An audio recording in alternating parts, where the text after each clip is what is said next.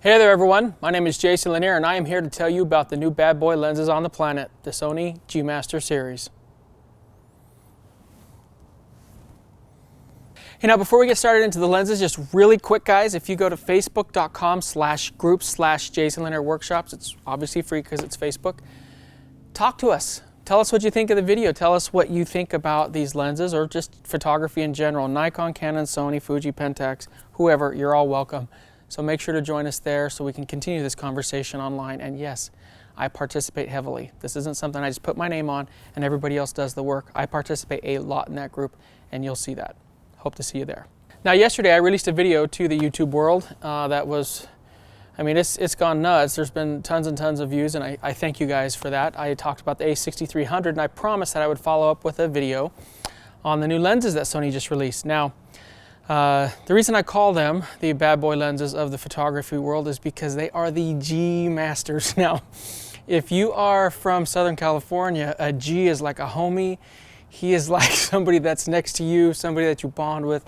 It's like, yo, what up, G? And so I think the G Master is a wonderful way to claim top spot on the lens totem pole, if you will. Now, I haven't used these lenses. I don't know if they are on the top spot or not, but Sony claims they are. I'm part of the Artisan program with Sony, and as such, you know, they give us details on the lenses. And I wanted to share some of those details with you guys.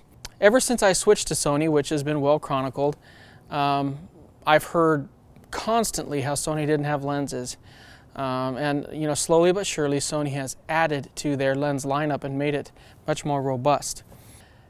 When they started adding these new lenses, the other comments that you'd hear in the photography world, and they are justified, is, well, there's no 2.8 lenses, there's no really fast lenses. So Sony came out with a 35mm Zeiss 1.4, one of my favorite lenses on the planet. Then the Batis came out, that 1.8. By the way, I'm shooting this video on the A7R II with the Zeiss Batis. It's shooting at 1/25th of a second, f2, and 320 ISO. So I hope you guys enjoy the ambiance. By the way, if you like the lighting, this is by Rotolight. You can go to my website, jasonlanier.com/Rotolight, and learn more about that. But let's talk about lenses. People kept telling me, well, there's not enough lenses. And, you know, and clearly Sony, especially before yesterday, didn't have the lens lineup that Nikon and Canon do. Now, I want to make something abundantly clear. I'm not here to bash Nikon or Canon lenses. They have great glass. It'd be idiotic for me to say, oh, Sony, rah, rah, rah. Then a Sony fanboy thing, guys. This is just talking to you about lenses and how they pertain to your photography. So Sony's announced these new lenses, right? Now they're claiming that these lenses are the sharpest on the planet. Some say these lenses might be better than Zeiss. Now that's just about blasphemous, because I love Zeiss, and you guys know I do. I love the lens that you guys are watching me on right now, the Batis. So I can't wait to get my hands on these lenses so I can actually see if that's the case. Now recently Sony's been releasing so much amazing technology that has really worked. I'm willing to give them the benefit of the doubt until these lenses come out. Now, let me tell you why these lenses are supposed to be better. First and foremost, as you guys may or may not know, Sony is just the king of sensors. Now, whether or not you think they're king of cameras or whatever else, TVs, movies, they are the king of sensors. Their sensors or components of their sensors are in many of the products all of us use. Because they are so dominant with their sensor technology, with the sensor process, they can actually match their sensors with great lenses. See, a lot of the lenses that me as a Nikon shooter in the past and many Nikon and Canon shooters out there, many of the lenses that we're utilizing are, quite frankly, old lenses. They're old but great. I mean, there's some great stuff out there. But the lenses that were produced weren't really built for the resolution power of today's cameras. See, you know, in the past, you know, when the D3 came out and all the Canons, and I remember how excited I was to shoot a D700 and D3. These lenses are working on 12 megapixel cameras.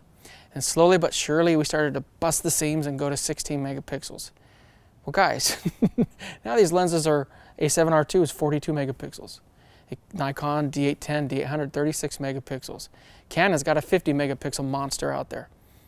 So the question is, do these lenses that were made 10, 20, 30 years ago, do they have the resolution power to match up with these awesome new sensors that the camera manufacturers are popping out? Sony doesn't think that they do. See, one of the drawbacks of being a newer platform like Sony mirrorless is the fact that there weren't many lenses.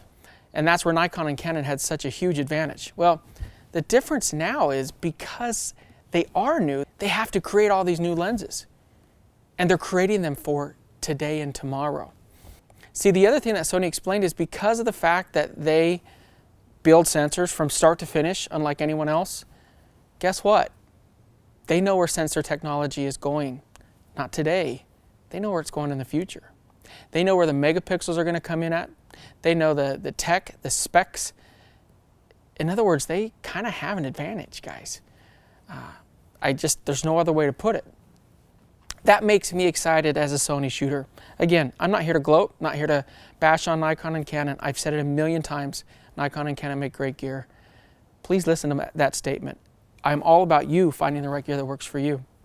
Now, Sony's tagline for this new G Master, we got to have like a hashtag, it ain't but a G thing, or something like that. I think when I get my hands on these G Master lenses, Sony, please help me out. Let me borrow a lens so I can go out and play and show the YouTube community what these lenses can really do. I would love you guys if you did that for me.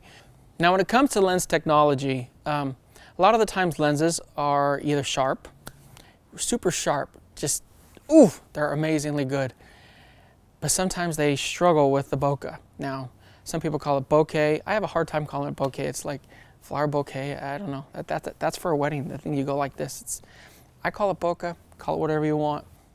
So some lenses are great with sharpness, and then other lenses tend to be great with bokeh, with the focus to defocus. And what really is the hallmark of a great bokeh lens is its smooth transition. See, the thing that makes bokeh so amazing is when it's lifelike and realistic. When we get caught up, now I'm not talking about Petzval lenses and stuff that make it look like kaleidoscopes, but when you're talking about lenses and you want that bokeh goodness, or as some people say, bokelicious. When you want that, you want a lens that actually transitions very smooth from focus to defocus. In other words, your subject is here. This is me, I'm in focus. Now this goes to defocus. Now it should be smooth. If it's not smooth, if it's jagged, it's bad. So when it comes in lens technology and these new lenses that Sony just announced, their goal was to combine the two. They wanted a lens that was incredibly sharp while at the same time delivering amazing bokeh. Now guys, isn't that what we want? I mean, that's like the holy grail of lenses. Now some of you might be saying, well, this Nikon lens does it great and this Canon lens does it great. I'm sure there's some fantastic lenses that do. I can't wait to pair up, meet up with some of you guys. Let's go shoot together, seriously. Let's see how these lenses stack up. Now the typical lens has about 10 to 30 lines pairs per millimeter. Now this is really geeky talk. It's measuring its ability to resolve or produce resolution, sharpness. Now when Sony made the G Master lenses, they made them at 50 lines pairs per millimeter. Now there may be some lens out there that I'm not aware of that does something crazy with that number, but guys, we're talking about the big three and really what they tend to do, Canon, Nikon, and Sony. So what this means for all of us is that we're going to get some really great resolution and sharpness to the edges, and that's fantastic. These lenses are also promising to deliver really great transition from focus to defocus, what we spoke about bokeh. And what Sony said they did is they actually used some really unusual shapes and sizes with their elements inside the glass to be able to deliver these results. They've really utilized the technology that's out there to do some really awesome things. And I think, again, that speaks to why having brand new lenses, this is a brand new lens lineup. Where do they get the G from? Right, the G came from the old Minolta series. You know, Sony bought Minolta many, many moons ago. And way back, Minolta had a G series. So Sony then incorporated that G series name into their lenses, like some of the Pro line lenses for A-Mount are G. Even some of the E-Mount lenses are G lenses. And now they say these Master G lenses, which I love Sony, but it does sound like a rapper. These Master G lenses, gotta have fun with it, Sony. The Master G lenses are exponentially better. and I cannot wait to put that to the test. Something that the G Master lenses also promise is really a new era in reducing chromatic aberration, which would be great. You know, the chromatic aberration is where kind of that purple fringing in the pictures where it looks really nasty. That's just disgusting. And we don't want that. We don't want that in our pictures. So Sony's promising that we're going to get some awesome stuff with that. When Sony made these lenses, they decided to not only look at how these lenses could help photographers, but Sony really believes in the future of video. Now, somebody who's heavily invested into YouTube, I really believe in video as well. And when they talk along those lines, it just warms my heart. They're starting to think about, we need to produce lenses that are quiet, that are fast, that focus very quickly, that have a smooth transition, because again, that focus to defocus, if it's too abrupt, it just kills a video. It's horrible. You can't use autofocus if a lens does that. And that is a big problem. The other thing is they're looking at adding, aperture rings, like the 85mm has the aperture ring in there. All of these lenses have the supersonic motor, so that means very quick and reliable autofocus. So I mean, if you're sitting in a church, if you're using a Sony, a lot of the Sonys now have silent shutters. You could be a wedding photographer with a silent shutter with a very quick, reliable, fast aperture lens, and pretty much nobody would know you're there. Even the new A6300 has a silent shutter on it. So there's really ways for you to be very discreet. Think about shooting at a funeral. Think about shooting like a lot of photographers do. Now I Lay Me Down to Sleep, where they'll go into a room of a child, of a family that's going to lose a child, and they'll photograph those last minutes. And if you're not in there going click, click, click, and the lens isn't going rah, rah, rah, rah, rah, that's important. There's lots of circumstances where this would be critical. On the video side of things, any videographer will tell you that the lens, that noise, it just kills your audio. Now you can be hooked up to a lav like I am right now, but having the ability to capture video footage that's free of the sound of that lens motor, that's very important. Sometimes we're all run and gun and we'll be recording video right off of the mic on the camera. Having a quiet lens is awesome, and it's super important. So Sony made a big point of telling us that these lenses aren't just made for photographers, they are made for videographers. And one of the main reasons for that is Sony believes that as technology continues to evolve, these two mediums are going to collide. Now, many will say that they already have. We have 4K video and all this other great technology in these cameras, but they believe that's even more the way of the future, and I couldn't agree more.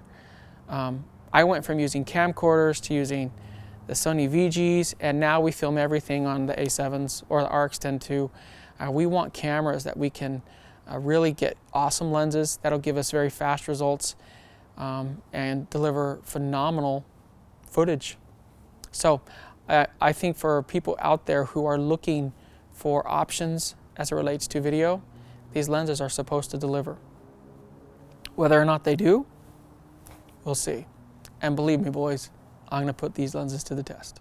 So let's talk about these lenses, guys. There's 24 to 70, right? That's the lens that wedding photographers need. It's the lens that we've been waiting for. That 2.8, that you're doing a first dance, you're shooting it, and you want to shoot wider than 70, and you need to have that 2.8. Well, now you have a lens available. I love the fact that Sony came out with something that gives us the ability to really perform at the highest levels with photography. I've heard for the longest time how pros have said, well, if Sony was serious about it, they'd come out with some fast zooms. Well, they are, which is fantastic. The 85mm, that's kind of the creme de la creme for portrait photography, right? I love taking portraits. Seriously, I can't wait to try this sucker out. So where does that leave the Zeiss Batis, right? The Zeiss Batis 85mm 1.8, the thing I'm filming this on, the lens that I have grown to adore. I think there's still a marketplace for it. I really think there is. I think, the 85mm Sony G Master, that lens comes in at $1,800. The Batis is about $1,100, $1,200. So for those looking for a little bit more cost-effective approach, the Batis may be your best bet. Now the problem with Batis, you can't get them. I think that's been people's biggest frustration.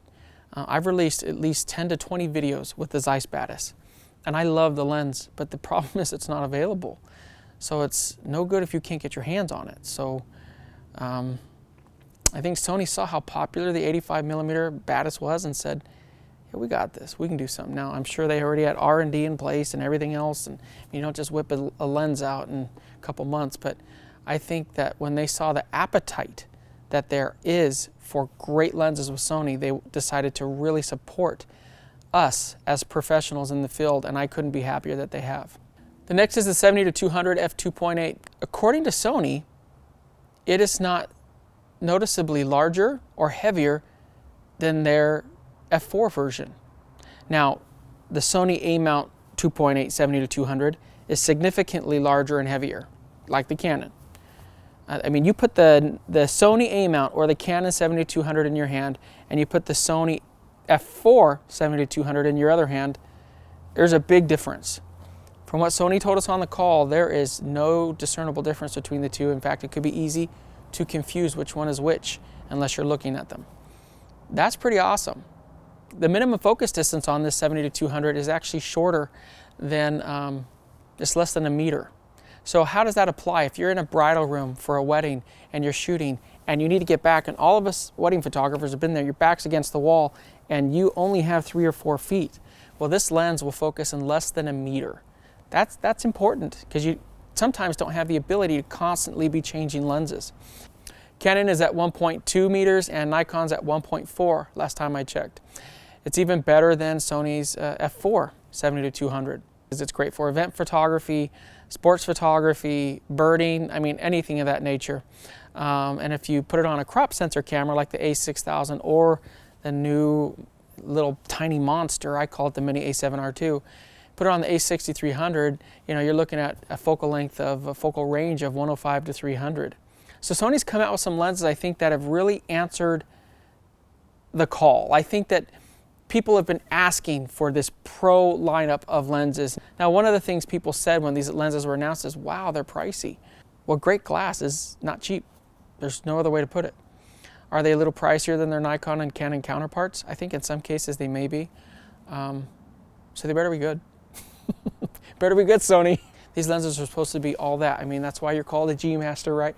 You don't come out with a name like G Master unless you can bring it. You can bring with your homies and whatever else. So if you're going to be a G Master, you better be good. And I can't wait to try them out for myself. I can't wait to show you guys the results. The other thing they announced is 2 teleconverters, the 1.4 and the 2. Just so you guys know that will only work with this 70-200 2.8. So don't think you're going to be able to use this teleconverter with other lenses. It's only going to work with the 70-200 2.8. So just keep that in mind. I think it's a great thing, again, especially for birders, sports photographers, to be able to get that extra length. I think it's fantastic. Now, because it's a pro lens, it's weather and dust sealed. And what I really love about the lens is that it has an actual rubber gasket around the mount area for the lens. You know, you feel that difference, and that helps to make sure that no water gets in between the lens and your camera mount. That's critical. I noticed the first time I put the Batis on my camera, it was significantly tighter than the other lenses that I use, and it's because of that rubber gasket. These lenses are going to have that as well. So I think the folks that were worried about that weather sealing and stuff like that, I think that this will help to calm your fears. The 85 and the 24-70 are scheduled to come out in March, and the 70-200 is probably around May. The teleconverters are also scheduled to come out around the launch of the 70-200 2.8 as well. The 24-70 comes in at $2,200. Yes, that is a lot of money. The 85mm comes in at $1,800. Yes, that's also a lot of money. And the 70-200, who knows? My guess would be $2,500. It could be more, could be less, but that would be my guess. I think Sony is justifying the cost being a little bit higher than an Nikon and Canon counterparts in the fact that they just believe these are significantly better lenses, and I can't wait to see that. One thing that's critical about lenses, unlike camera bodies, is once you buy a lens, as long as you don't abuse it or accidentally break it, you can count on a lens of this quality to last you the rest of your working life. One thing you should know is these lenses will work on both full frame and crop sensor Sonys, of course. I don't have any insider information. The trend that I'm seeing is Sony is beefing up their pro line, And I think that that will bleed down into the rest as they go. I think they want to make sure that they have pro level gear that can deliver for us pros out there. And I think they're going to continue to pop out fantastic lenses. When I shot Nikon, something I always told people was buy full frame lenses, even if you're shooting on a crop sensor camera. Why? Because eventually most folks, if you shoot long enough, you're going to end up going full frame. Well, if you go full frame and you have a bunch of crop sensor lenses, well, quite frankly, you're screwed. Don't do that to yourself, guys. I said that. You can check videos from 4 or 5 years ago. I've been telling people that. Even when I bought Nikon, I kept telling people, just get full frame, get the FX lenses, don't worry about the DX lenses. Guys, more than anything, whether or not you shoot Sony, and again, I always say it in every video, choose what works best for you. Choose what works best for you. It doesn't impact my life what you use. But this shows that Sony's in for the long haul. Sony is going for it, guys. And let me tell you why, if you're a Nikon or Canon user and you'll never switch, let me tell you why you shouldn't hate that. You want Nikon and Canon to be pushed. You want that. If you don't think competition is good for you, even as a Nikon or Canon shooter, you are wrong. Why did Sony come out with 2.8 lenses with a 1.4 lens? Well, quite frankly, because Canon and Nikon have them. There's no reason, there's no excuse that Sony can put out for not having great lenses when Nikon and Canon have them. People are not going to switch and use them like the way they will now without lenses like that. So the competition from Nikon and Canon drove Sony to be better. And now Sony is driving Nikon and Canon to be better. And at the end of the day, that is what we want. We want our camera manufacturers speaking to us. We want them listening to us.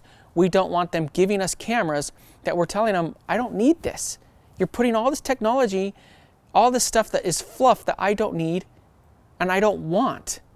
Why don't you give me what I'm asking for?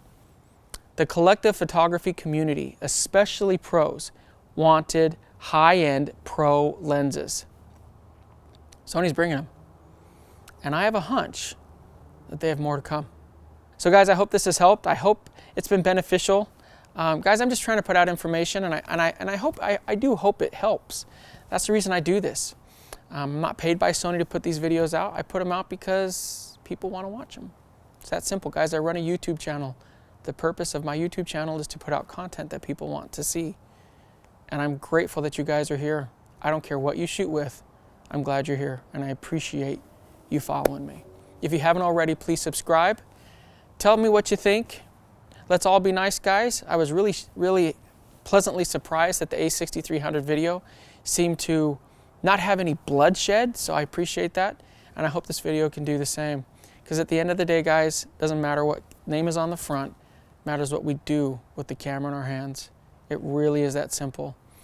And I'm just excited that Sony gives me the opportunity to be part of something that is new, exciting, revolutionary, groundbreaking, and they're the bad boys of photography.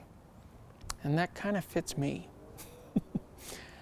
Just remember, guys, you only have one chance to get it right. Talk to you later. Bye.